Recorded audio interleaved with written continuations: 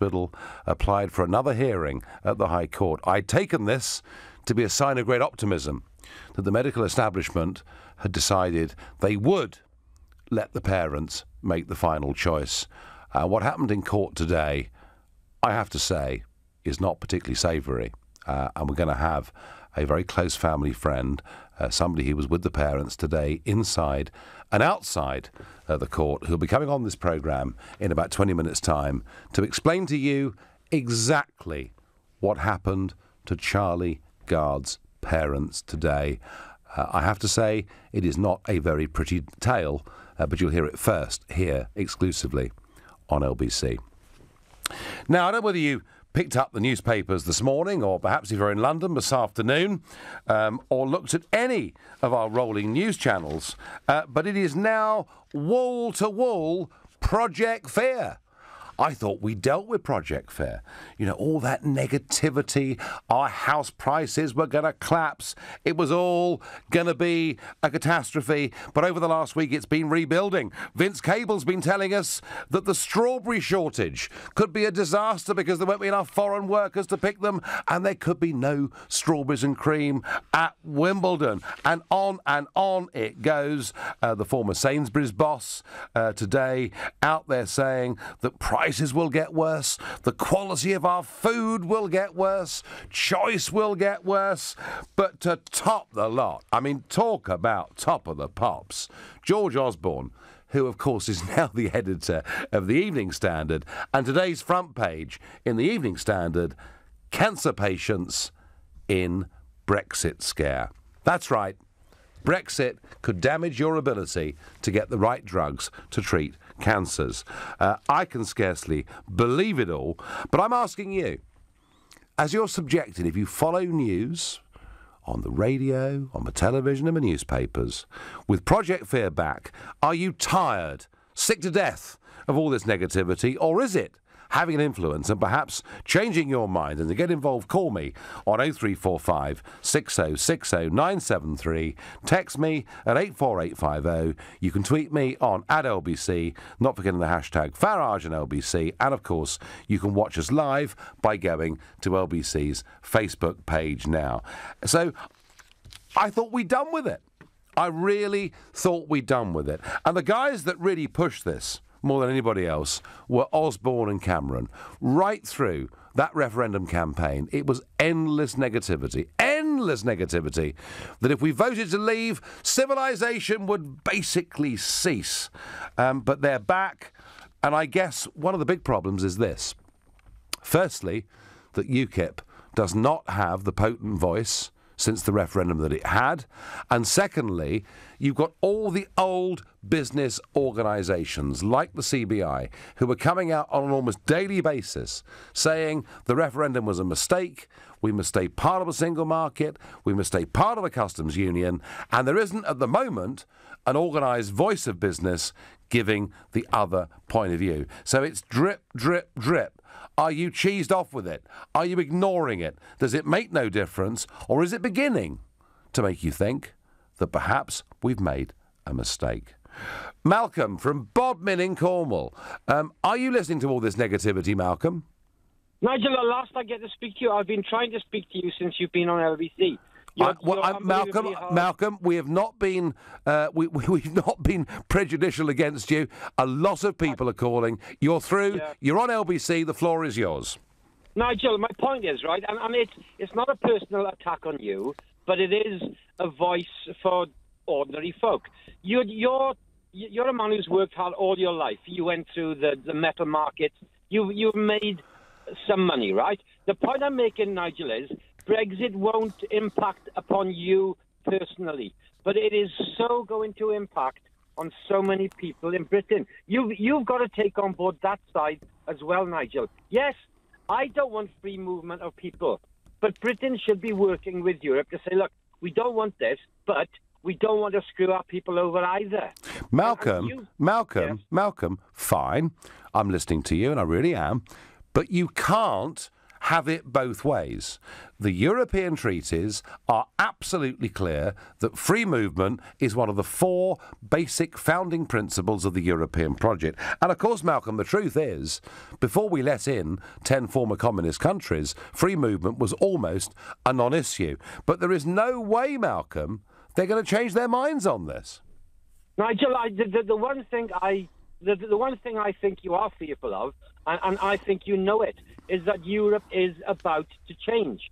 And immigration, free movement, it is, even Europe see there are major issues. I was close to voting leave. I couldn't bring myself to do it. But my issue was the free movement. But Nigel, I honestly believe that free movement is going to change big time soon everywhere. Well, Malcolm, let me just say this to you. That in many ways I can understand why you're saying what you're saying, because over the weekend the Austrians have now started putting up huge barbed wire fences, and they've got border guards there with guns to stop people getting in from Italy. They're doing that because the Austrian public are fearful and say enough's enough. So I can see, Malcolm, why you think change may be coming, but here goes, right? I've been there, Malcolm, for better or worse, for 19 years, all right? And one of the things I've learned is that to change anything fundamental within the European Union, you need to have treaty change, right? But to have treaty change, you need to have unanimity of all, well, it was 28, but now of all 27 members. And Malcolm, believe me, I, with all my heart and soul, think this European Union, as it's currently structured, is unreformable, and that logically, if like you, we're concerned about free movement, logically, I think leaving is the only option. Nigel, the current structure, trust me, it will change. And the people at the top, How? Well, it'll change because Juncker he can see the writing on the wall. Juncker can see it. Yes, he's brave. Yes, he talks a good game. But even he can see, Nigel, that you're on the right track. Everybody knows that you're on the right track, but you're on the wrong track because you want to do all the right things, but the way you're doing it is, in my view, so wrong. Okay, hang in there. No, fine. So, Malcolm, you are, and in some ways, we're sort of going back over the referendum argument, but you're arguing for reform.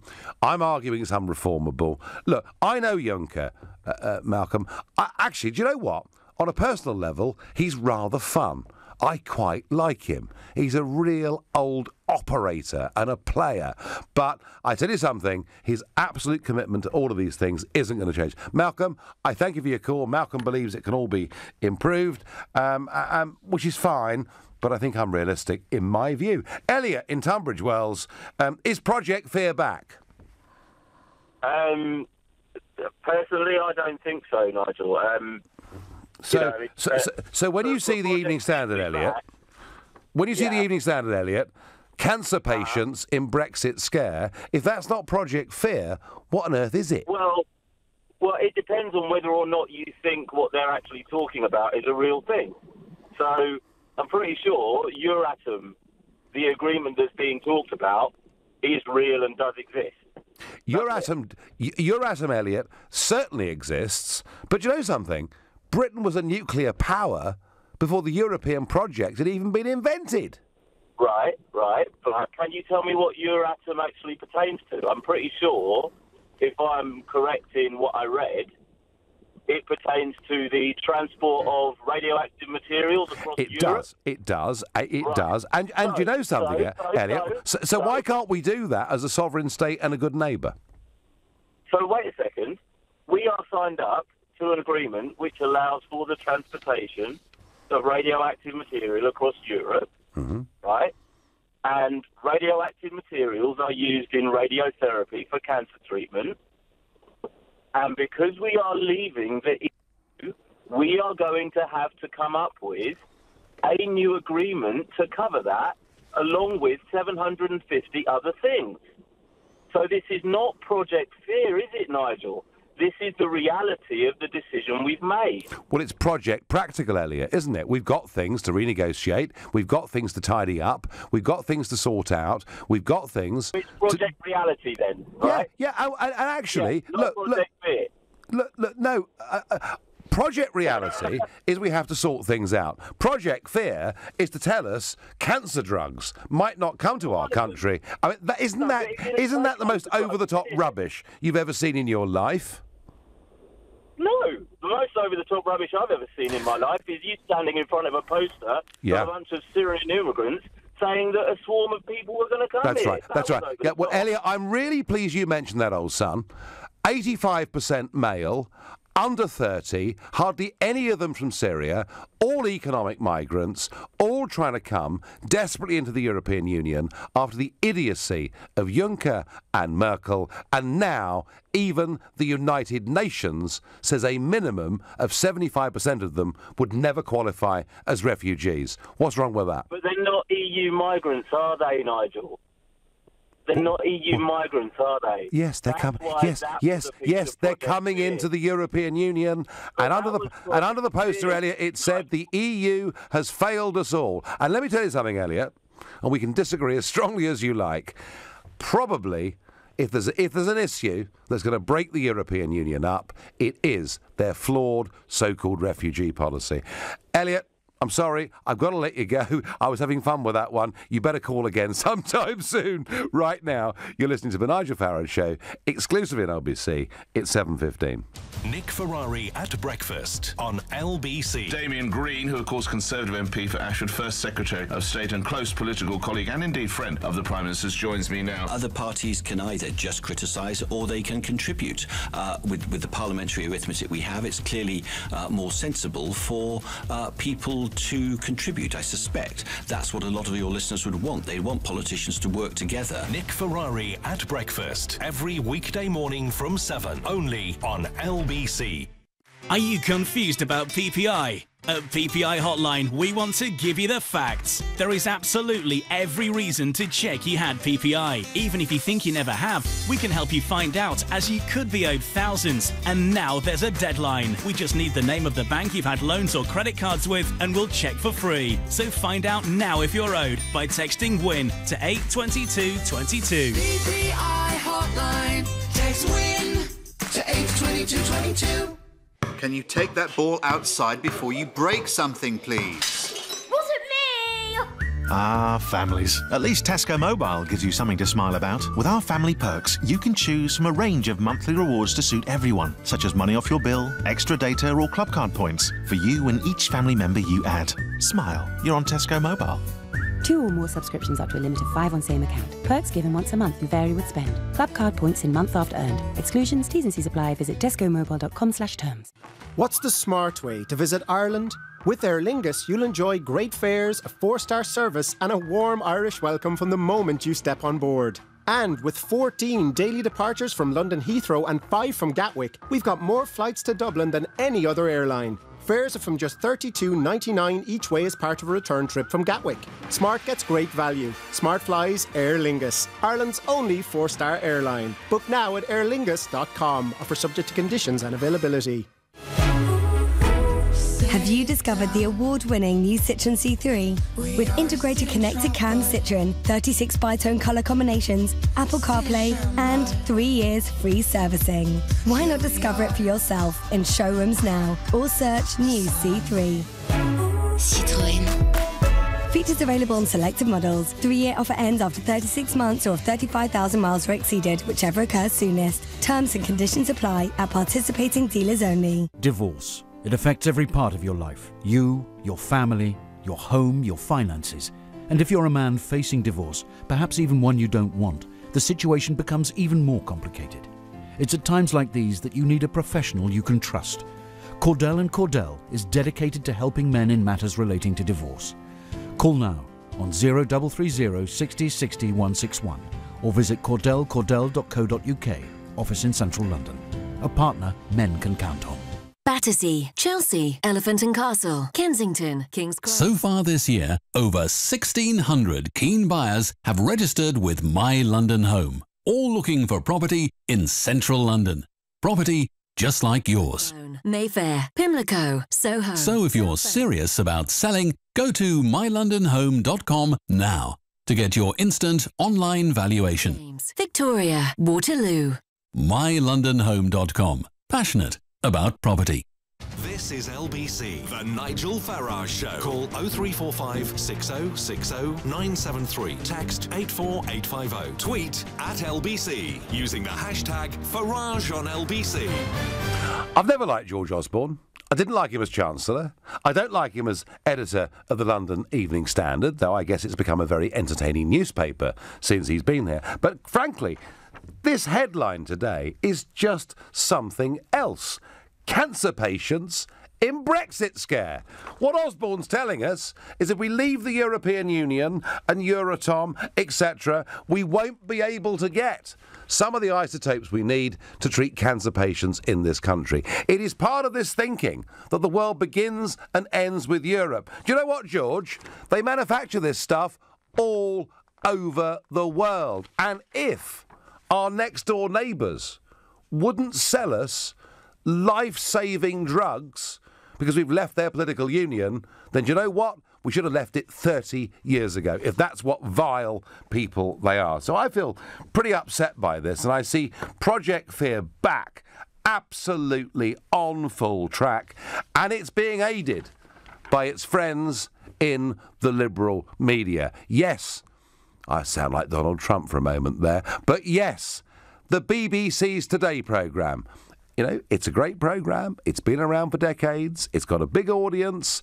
Do you know, since Brexit, there have been 3 times the number of pro-Remain contributors to the business slot than there have been Leave-supporting experts. And you get this diet, and that's from independent research, you get this diet every single day.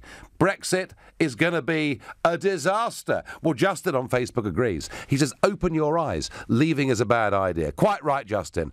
Aren't they doing well over there? Isn't the migrant crisis playing out well?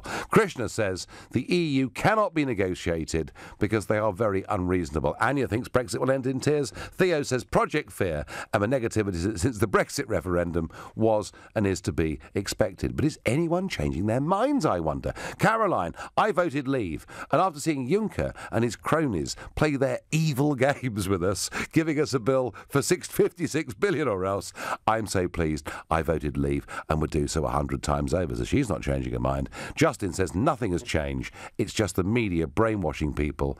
And sadly, people fall for it. I wonder, Justin, are they falling for it? Well, Steve thinks so.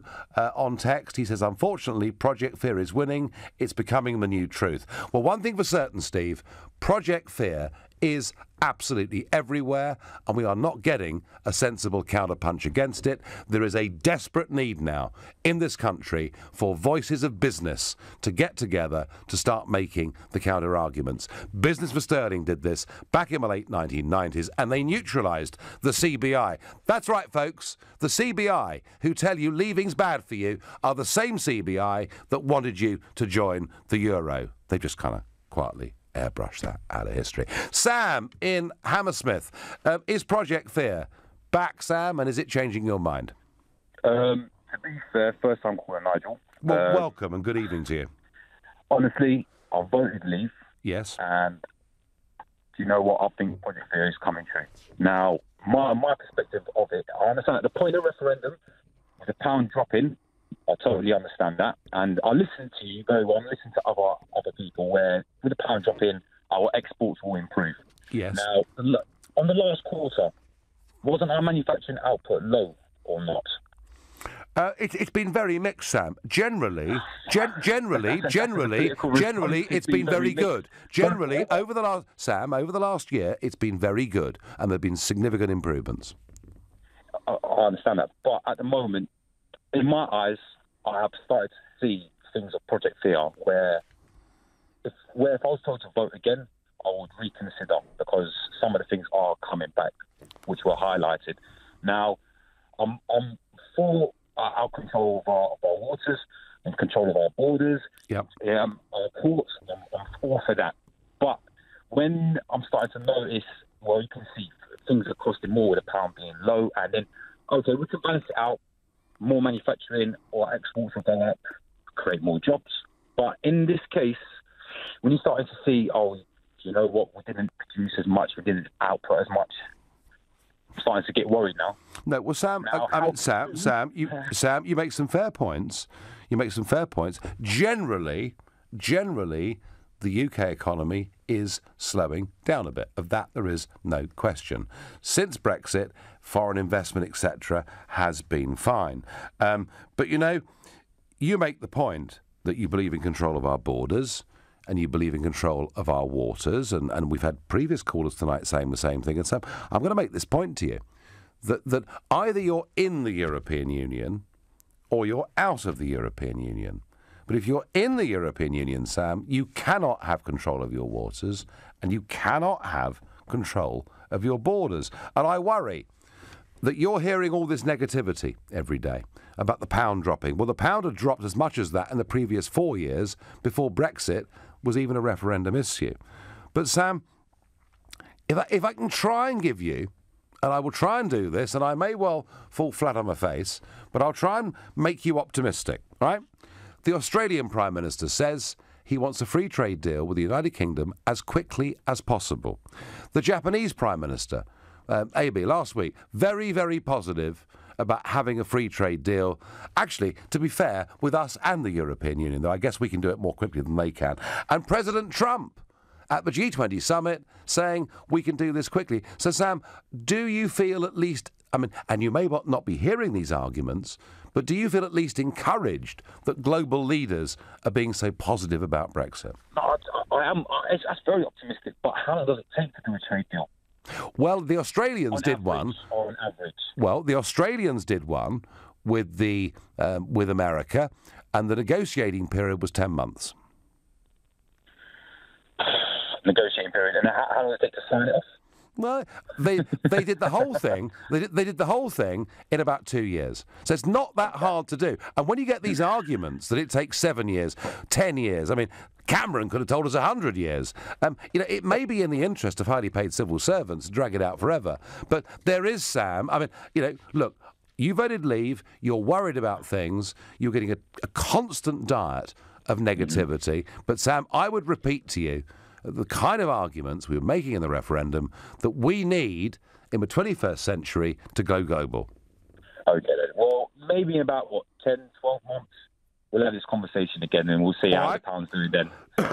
well, I tell you what, Sam, as a first-time caller, you know, I've got a little positive tick next to your name, and albeit I can't promise people can get through because a lot of people call, but we will, Sam from Hammersmith, have you on within the next year, and I thank you. But let's get a view from the heart of Europe. Femi from Vienna, good evening. Good evening, Mr. Farage. Good evening. Now, I was talking about Austria a bit earlier on the show, and you may have heard it, about borders going up and guards and some real tensions with your neighbours over the migrant issue. Well, I wouldn't call them necessarily my neighbours. I was born in the UK, and I'm not Austrian in any way. No, but you're living there. I'm just saying. Yeah. I was making the point, Femi, that people are saying, oh, gosh, this is awful. But actually, there are some pretty grim things happening in Europe right now. Yes, but grim things kind of happen everywhere. That's life. Do you know something? I take that point. And yet, I was watching sort of TV sort of overnight last night, and there was an Italian junior minister saying that the migration crisis into Italy was the biggest crisis they'd faced since the Middle Ages. Well, actually, that wasn't what I was calling to speak to you about. I was calling to speak to you about Project Fear. Yeah, go on. You led the Brexit campaign, saying that you were going to return the UK to order. You called it a victory for ordinary people, but not for regular people. Yes. You said it was a victory against the multinationals and globalization. I did. And I just had a quick question. By leaving the single market, it makes it by definition more expensive to trade into the EU because you have to adapt your products to the legislation of 28 different countries where the rule is mutual recognition. Because mutual recognition is the rule that allows us to make a product in a certain way that matches UK legislation, which means that all other EU countries have to accept it, which means by definition makes it more expensive. Now, If you're a smaller Femi, you might decide Can I just finish? Can I finish, please? Well, I think you've made the point. If you're a smaller company, that means it's harder for you to trade into Europe. A smaller company can't afford to trade to Japan, to the Commonwealth. Hang on, Femi. You're getting terribly excited about this. Let's just agree on one basic fact, shall we? 85% of the world's economy, and that percentage grows every year, is outside the European Union, and that's a trade with any... And can small companies export to the outside of the European Union? Yes, of course they can. If they have the right product at the right price, then yes, they it's much more expensive. By definition, they become multinationals. So should we? So should we obsess? Should we obsess on the 15% of the global economy that is Europe? It benefits the companies that are large enough to afford to export to it beyond the EU more than it benefits those who can barely afford to export to Europe. So, who does Brexit benefit? Do you know what, Femi? Look, even if you reduce tariffs, the regulations that get put on small businesses are hardly a benefit in my view.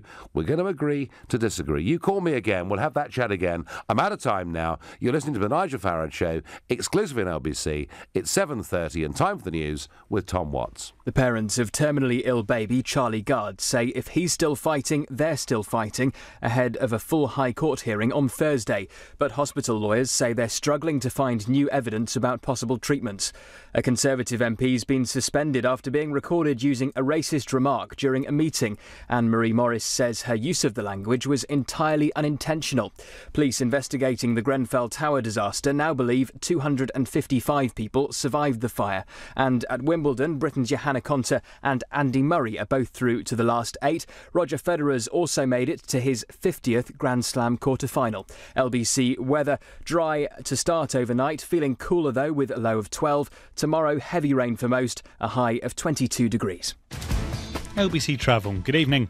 I'm Andy Lake. Well, starting off in Berkshire, the M4 is queuing eastbound from Junction 8 for Maidenhead to Junction 5 for Langley. The coach is broken down. They're closing the inside lane of 3. In Wiltshire, the A303 is closed. That's between the A36 in Deptford and the A371 in nearby buildings caught fire. It's been brought to a standstill on both approaches. In Manchester, the M62 is heavy westbound between 19 for Haywood and 18 for the M60. The inside lane there is closed to deal with a breakdown. Onto the rails, and South West trains have delays of around half an hour into London via Putney after an issue earlier on. In South Eastern are also delayed by 20 minutes between Cannon Street and New Cross. For more real-time traffic updates, go to lbc.co.uk. This is LBC. I've broken down, Churchy. Cars like me belong in the fast lane, not the hard shoulder. Oh, yes. Oh, now I'm really going to blow a gasket. No. Don't end up stranded when you break down. Churchill offers new motor customers free breakdown cover. Oh, Churchy, my knight in furry armour. Oh. Churchill. Depend on the dog. First year free breakdown service provided by Green Flag, roadside only. New business policies only. Excludes NI, underwritten by UK Insurance Limited. Terms and conditions apply. What if seats folded more than one way? What if parking could be easier? At Honda, we never stop making our best better. Honda, the power of dreams. At Honda, we never stop making our best better. Now get more Honda for less with no deposit, 0% APR representative and up to 5 years free servicing on selected cars in the range at your local dealership until 31st of July. Honda, the power of dreams. T's and C's apply. Moving house, nightmare. I need a plasterer, plumber, electrician, builder, painter, locksmith, gardener, and somebody to move my valuables, the drinks trolley. Relax. It's Trust a Trader. They have all the tradespeople you can think of, reputable and reviewed, so you always get a job well done. Well done me, I say, for getting it all sorted. I shall reward myself with a cheeky tipple from the trolley. Chin chin, pass me the gin. Visit trustatrader.com. Trustatrader.com. Wake up, it's a beautiful morning. Get up to £100 trade-in for your old mattress. In the Hans's Bed and Mattress Sale, plus up to £200 extra off our ticket prices. Free local delivery, free mattress protector, even a free pair of pillows. Get a perfect night's sleep with our best ever offers. Hans's Sleep Centres, Beckenham, Bexley Heath, Leatherhead, New Malden and Wallington, and hamses.co.uk. Conditions apply. We're Express Solicitors. We're lawyers, not middlemen. We help people that have been in accidents that weren't their fault claim the compensation that is their right. No win, no fee. Express Solicitors cover every area of personal injury. So if you've been injured at work, on the road, as a result of medical treatment or any other injury, start your Express claim now. Text LAW to 81156. Express Solicitors. Lawyers helping injured people. The Nigel Farage Show on LBC. Call 0345 6060 973. We're talking about the return of Project Fear and George Osborne's new incarnation as editor of the London Evening Standard, telling us that cancer patients are caught up in Brexit scare. And I'm asking you, is this constant diet of negativity making you really angry, or perhaps making you change your mind on how you voted last year in the referendum? But before that, something that is equally emotive and strong, and that, of course, is the case of little Charlie Gard. And as listeners to this show know, last week we were pushing this agenda very, very hard. And indeed, on Friday morning of last week, I got the chance to meet Connie and Chris, Charlie's parents, and we talked outside the Great Ormond Street Hospital. And I was very struck by their honesty, their decency, and yes, of course, their absolute determination to do anything they could for their little boy, to give him a chance. And what I saw on the other side was an establishment closing ranks in the most extraordinary way. Now, we got some news late on Friday evening, and actually I think in some ways LBC was a very big part of this. We heard that Great Ormond Street had reapplied to the court to have the case looked at again in light of medical evidence. And I took this to be incredibly good news. Now, with me this evening is Alistair Seaton Marsden, who is a family friend and who has been with Chris and Connie today, and in fact was their spokesman outside the court. So, Alistair, good evening and welcome to LBC. Good evening, Nigel. You were there in the court today. I thought that the hospital had applied to the court because they wanted to give the parents the opportunity to try this medical treatment that's available in America. Was that the case? Well, I was hoping that was certainly the case, but something extraordinary happened in the court today, which was they'd put in this application ex parte without even informing the parents, and they'd done it prior to even having a meeting with the parents. And then, in the court, they asked the Justice, Justice Francis, to dismiss the application. Quite extraordinary. So let's just get this straight. The hospital applied for another court hearing, and in a sense, they set it up to knock it down. That is my understanding. I have been watching some of the video of you speaking outside the court, and I noticed, and I know that Connie and Chris have been through a hell of a time anyway. They've been literally through the ringer. Hell of a time. Through the ringer they are. You know, and I was very pleased to meet them on Friday morning with you, and I thought they were great people. But I thought their faces today outside the court, I thought they looked rather angry. I think today's been a very, very tough day for Mum and Dad, for Connie and Christopher. They've literally been put through the ringer. They are up. You know, Connie, yesterday there was a small rally. Some people flew over actually from the States and very kindly organised a rally literally out of the blue. They were absolute troopers. We handed in a petition with more than 360,000 signatures to Great Ormond Street Hospital. Chris and Connie did not even want to speak to the media, but we sort of family friends managed to persuade them to speak to the media. They did 15 back-to-back television interviews. Connie was then up nursing baby Charlie, or looking after him, until 3 in the morning, when Chris then comes in and takes over. They share the night shift between them. And then poor Connie was up. She did not want to talk to the media, but a few of us persuaded her to speak to the media, and she was up at 7 o'clock into radio cars, literally in a nightie. Very tough. Again, talking to the media, and then into court. So we're back in court on Thursday morning. Yes. Due in at 10:30. Correct. Are you still optimistic that the court may give Charlie one last chance at this different medical treatment?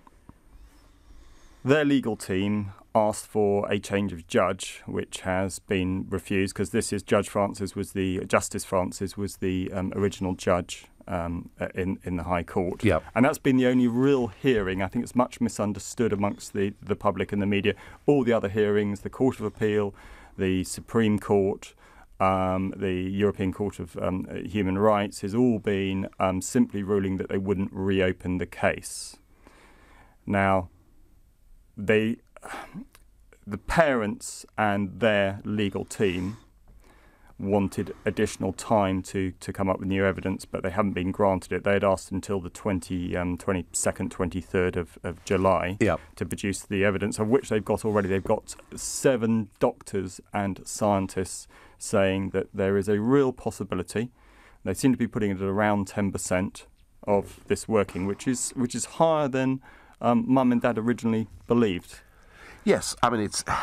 But you know what, Alistair? Whether it's 5% or 10% or 15%, my feeling on this is that provided the lad isn't suffering, this comes down to actually what kind of country we live in. I absolutely agree, and I was just saying there is no signs that baby Charlie is suffering, okay? Yeah. And indeed, if the hospital had believed, if Ormond Street had believed he was in pain, then why wasn't he on painkillers? They've only put him on painkillers, is my clear understanding, in the last 2 weeks, and I question the reason why they've suddenly decided to do that.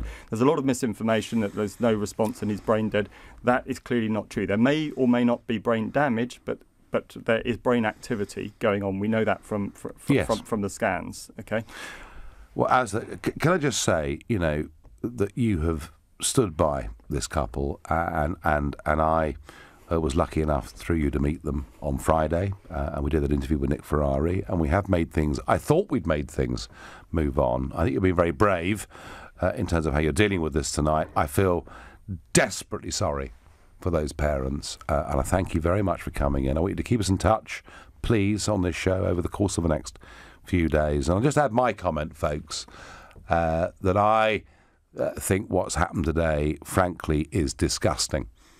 I think that the hopes were raised of these parents. Remember, all they want to do is give their little boy one last chance at a medical treatment that is available in America and is not available here. And I saw all of this a few years ago with the Aisha King case, when his parents took him abroad to have a treatment that was not available in this country, and the parents got arrested under a European arrest warrant for trying to give their lad one last chance. And you know what? That boy is better, and that treatment will now be on the National Health Service from next year. And I am absolutely disgusted at all of this. I'm going to give the closing word on this to Alistair. I think the most appropriate thing I can say is on behalf of the parents. First of all, I would just like to say that the parents say, as long as baby Charlie is fighting, then the family are fighting. And on their behalf, I'd like to thank all the supporters out there, all the people who've donated towards the £1.3 million fund, because they're not asking for a penny on the NHS, a penny from Ormond Street, a penny on the taxpayer. This is generosity of the British and taxpayer and elsewhere. But I also would like to say thank you to not only all the people around the world who've supported him, particularly from the United States and from Italy, but also to their legal team. They didn't originally. They got jumped with this originally, but they now have a new legal team and an incredible legal team, and they're doing this all pro bono, free of charge. Fantastic. So a big thank you to everyone on behalf of the parents and baby Charlie. Alistair, thank you. And let's keep very, very close to this case, which I have to say I care about, because ultimately, if parents are of sound mind, they should be able to make this final decision, not a panel of doctors or judges or the state, and that's how I feel about it. Thank you very much indeed, Alistair. Thank you, Nigel. Returning to our theme, and it's actually quite difficult to get back in gear after something, frankly, as powerful as this particular case. But returning to our theme, we had this extraordinary headline in the Evening Standard tonight that cancer patients in Brexit scare, and the idea that by leaving the European Union we might not get enough drugs to treat people. And I think Project Fear is now back in an absolutely massive way. And I wonder whether, is Project Fear, is it scaring you? Or are you sick to death of the negativity?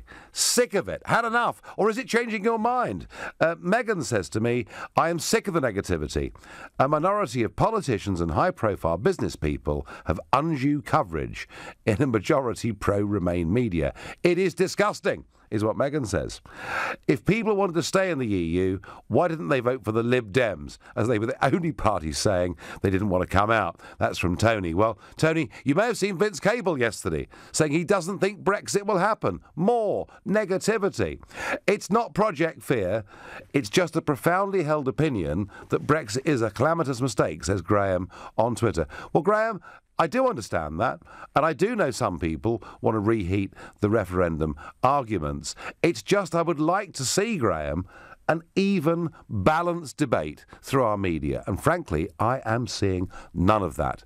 You're listening to the Nigel Farage Show, exclusively on LBC. It's 7:45, and time for the news. Coming up at 8 on LBC, Clive Bull. Theresa May is calling on Labour to contribute ideas for government policy. Is this cross-party approach something you'd like to see happen? Clive Bull on LBC. What's the smart way to visit Ireland? With Aer Lingus, you'll enjoy great fares, a 4-star service and a warm Irish welcome from the moment you step on board. And with 14 daily departures from London Heathrow and 5 from Gatwick, we've got more flights to Dublin than any other airline. Fares are from just $32.99 each way as part of a return trip from Gatwick. Smart gets great value. Smart flies Aer Lingus, Ireland's only 4-star airline. Book now at airlingus.com. Offer subject to conditions and availability. This is your captain speaking. I'd like to welcome you on board today's flight. As we're currently behind schedule, we're going to skip all the pre-flight checks and just proceed with takeoff. I've given the tyres a kick and I think we've got enough fuel to get there, and the oil warning light hasn't come on yet, so buckle up and enjoy the flight. You wouldn't fly without the proper checks, so why drive without them? Highways England recommends you check your tyres, fuel and oil before every long journey. For more information on vehicle safety checks, search Think. Right now, Linden Homes have 2 beautiful developments close to the heart of London and 2 great ways to get you moving. You could find your dream home at Elmbank Barnet or Millbrook Park in Mill Hill. And selling your current property and moving into your spacious new home can be quick and easy. Because with Linden Homes Part Exchange, we could be your buyer. And if you reserve by the end of July, we could pay your stamp duty. Search Linden Homes Millbrook Park or Linden Homes Elmbank. Selected plots, conditions apply. Have you discovered the award-winning new Citroen C3? With integrated connected cam Citroen, 36 bi-tone colour combinations, Apple CarPlay and 3 years free servicing. Why not discover it for yourself in showrooms now or search new C3. Citroen. Features available on selected models. 3-year offer ends after 36 months or if 35,000 miles are exceeded, whichever occurs soonest. Terms and conditions apply at participating dealers only. The legends are back in London. A brilliant run from Peacock. Katina Cox, the record breaker, the history maker. We have been graced by greatness tonight. Relive the glory. The World Para Athletics Championships London 2017 starts Friday from 7:30 on Channel 4. Moving house, nightmare. I need a plasterer, plumber, electrician, builder, painter, locksmith, gardener, and somebody to move my valuables, the drinks trolley. Relax. Relax. It's Trust a Trader. They have all the tradespeople you can think of, reputable and reviewed, so you always get a job well done. Well done me, I say, for getting it all sorted. I shall reward myself with a cheeky tipple from the trolley. Chin chin, pass me the gin. Visit trustatrader.com. Trustatrader.com.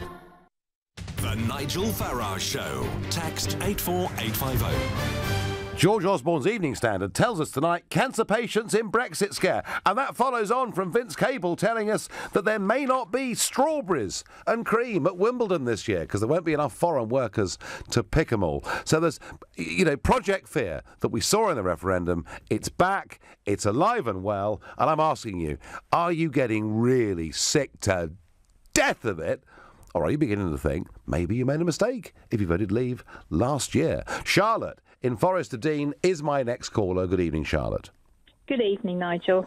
So what do you make of it all, Charlotte? Are they trying to frighten the pants off us, or are they justified? Well, I'm one of the many that are sick to death of it. Yep. And I think what we're seeing here are just the absolute desperation of the pro-Remain media. I wouldn't exactly call it death throes, but I think they're just writhing around, just spitting anything out. To just keep this momentum going that they have. And I mean, Osborne is just a hateful little man anyway. And What went on between him and Theresa May? I've actually called him worse than that, but I'm not going to repeat it on air because it's before the watershed. But but he certainly seems very bitter, doesn't he? Bitter, I think he is a bitter man. Yeah. Yeah, I mean, not just the referendum, but losing his job with Theresa May and all the rest of it. I mean, you look at it every day. You switch on the television, and if you don't bother to go and read anything elsewhere, it's literally just a relentless stream. It's not just the news; it's in other programmes as well. You see it, and everything has to do with Brexit. They're telling you today that the shopping prices are going to go up. Oh yeah. The price. And some guy from Sainsbury's is saying that the food prices are all going to have to go up, and it's just relentless. They seem to be churning out the same old thing in the same package. It's almost Orwellian hate half hour, except it's been extended for the trouble is, Charlotte, there needs to be business figures saying, no. Outside the European Union, we can reduce the massive tariffs we put on products, agricultural products and food products coming in from all over the world. Actually, we could make food a lot cheaper. Now, maybe some farmers here wouldn't be happy with that, but that's the problem, Charlotte, as I don't think the counter-argument's being made. You clearly are not being affected by it, but there is a worry, Charlotte, surely, that at some point, unless a strong counter-argument is heard, that it will begin to affect public opinion.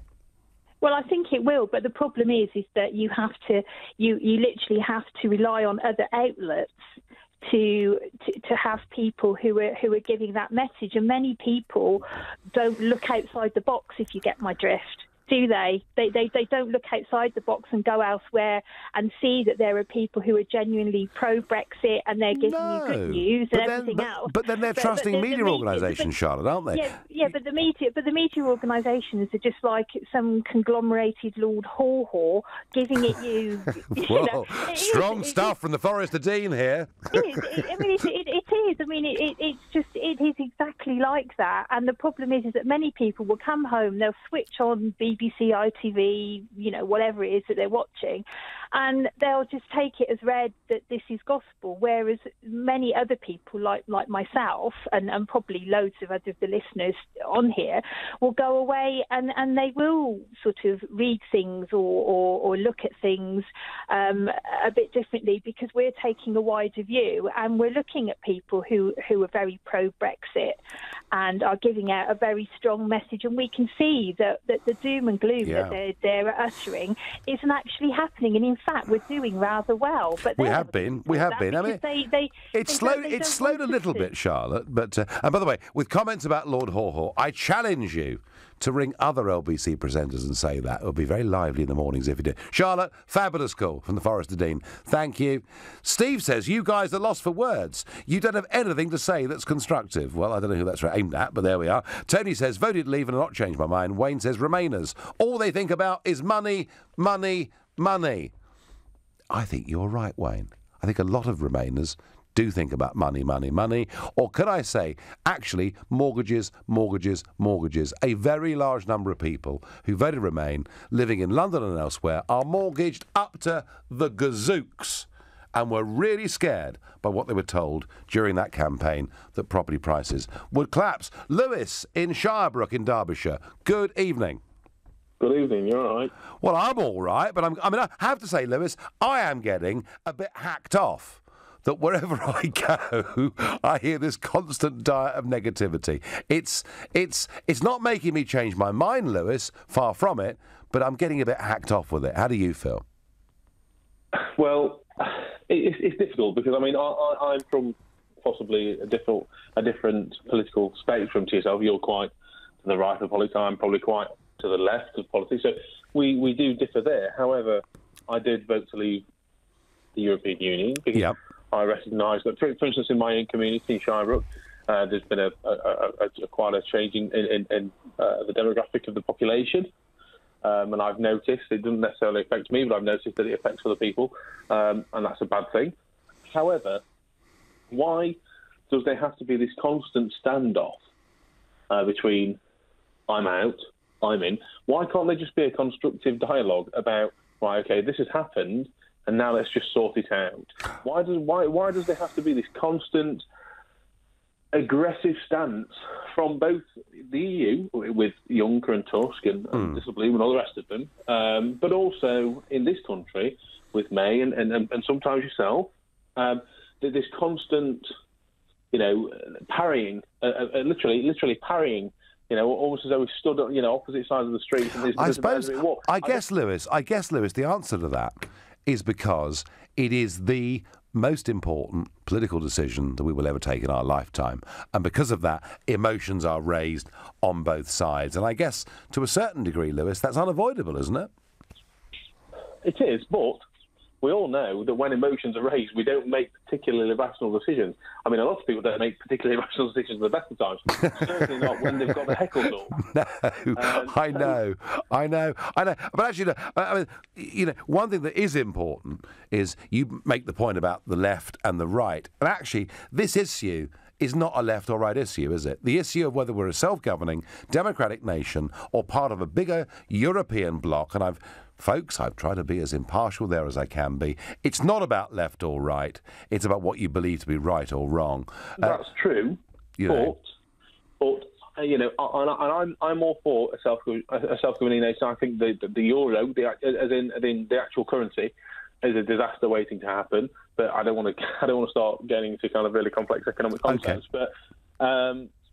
But I'm happy with the kind of, as people describe it, a hard Brexit, as long as there are protections put in place to guarantee the protections of the people at the lower end of the income distribution, so that they don't get done over. Because and that was a big part of the Brexit vote, Lewis, wasn't it? Lewis, I'm going to have to let you go. I've got one last caller. I've got Farage from Tottenham, who I understand is a nuclear physicist and wants to talk about this subject. Farage, time is short, but we're listening intently. Okay, all transportation of radioactive isotopes across borders is run under the descendants of the Atoms for Peace United Nations, which organization which was set up just immediately after the war. Yep. If you want to buy from India, Pakistan, America, you'd have to go under the IAEA safeguards with the International Atomic Energy Agency, which is in Austria. Yep. And if you want to get it from France, which is by far the biggest producer of the relevant isotopes that we need. By the way, it's not a medication, but let me finish the national point. Time is short for Rose, but keep going. You have to be under the Euratom aegis. There is no other aegis. Unfortunately, Euratom is governed by ECJ. So you can leave the EU, but you don't have to leave Euratom. Euratom is independent of the EU, but unfortunately it has ECJ jurisdiction. We always we were a nuclear power. We were a nuclear power before Euratom was even discovered. I'm afraid we don't have any of those isotopes at the moment. We don't have a big enough nuclear power program to be able to... Okay, but other parts of the world do, don't they? Yeah, you can get it from India, Pakistan, Australia. Where else are you going to get it from? Thank you. Thank you. Farage, I'm sorry, we're out of time. That's a shame, because you don't often get a nuclear physicist on talking about it. Look, clearly we've talked about the Charlie Gard case tonight at some length. I am disgusted at what's happened in the High Court today. I really feel for those people. All they want to do is give the little boy one last chance, and it feels like the whole establishment is against them. And as for the Osborne cancer patients in Brexit scare headline, there are no lower depths to which these people can sink, and frankly, I don't think it's going to work. But there is the urgent need for Brexit businesses to get together and lobby and campaign for a positive global future for this country. We need it. You've been listening to the Nigel Farage Show here on LBC. I'm back tomorrow from 7. Coming up tonight at 10, it's Ian Collins.